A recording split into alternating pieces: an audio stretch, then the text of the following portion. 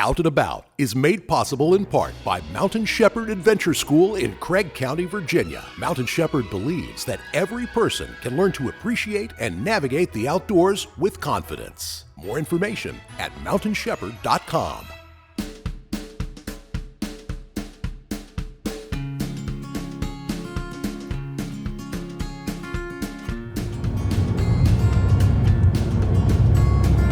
Hey everybody, welcome to another edition of Out and About. This is Tom Landon. We are in Catawba, Virginia, in Roanoke County, and today we're going to hike the second of the Virginia's Triple Crown of hiking. You've got McAfee's Knob, Tinker Cliffs, and today we're going to hike Dragon's Tooth. Dragon's Tooth is a rock spire located on a ridge along the Appalachian Trail in Roanoke County, and it is one of the more photographed and visited places on the Appalachian Trail. The hike is moderately difficult, and I've got a couple friends with me from Texas, so we're going to test them out here in the mountains.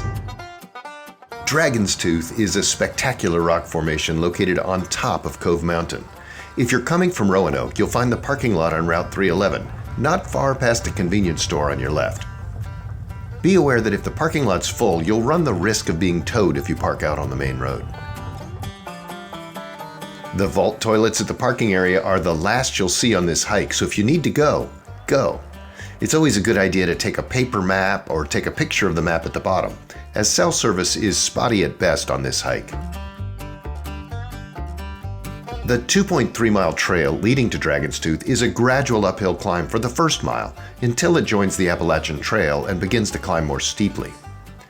That first mile features several stream crossings, though on the day we hiked, the creek was pretty dry.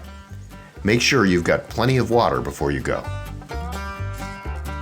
Tulip poplars, oaks, and maple are everywhere, along with the occasional mountain laurel.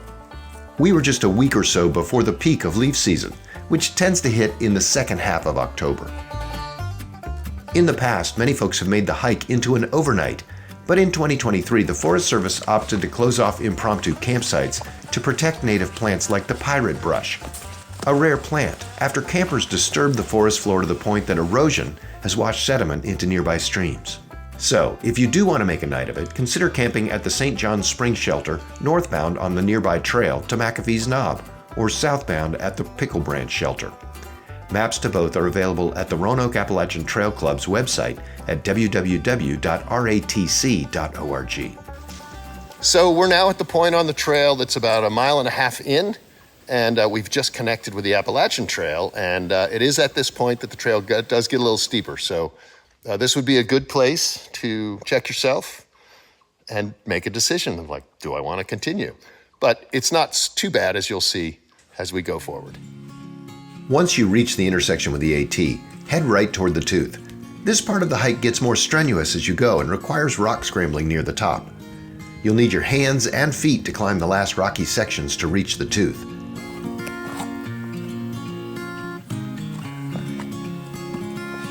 Though we passed several folks hiking with dogs on our way down, I recommend leaving Fido at home unless you're prepared to lift him over your head to get over rocks at some of the steeper sections. The tooth itself is a unique geologic feature that consists of Tuscarora quartzite spires which outcrop on the top of Cove Mountain. The tallest tooth projects roughly 35 feet above the surrounding rock. On the day we hiked, there were only a few folks on the trail, but it can get crowded. If that's the case when you go, keep in mind that only a few folks can be on the tooth at a time. You did it. So here we are at the top. We took a leisurely pace, and it took us about 2 hours and 20 minutes to get to the top. And here we are at the top of Dragon's Tooth.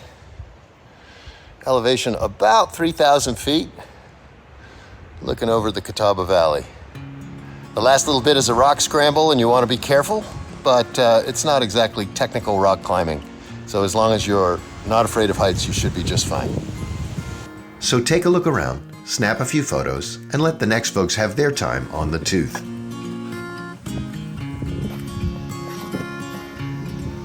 Because this is an out and back hike and not a loop, head down the way you came, keeping an eye out for the blazes painted on trees so you don't lose your way. And as always, watch out for critters. I'm not sure if the coloring on this one indicates we're in for a long winter or a mild one. I'll have to consult a true Appalachian to figure out which. So there you have it. We are back in the parking lot near Highway 311. And the total trip took us about 4 hours and 25 minutes, and we went pretty slow.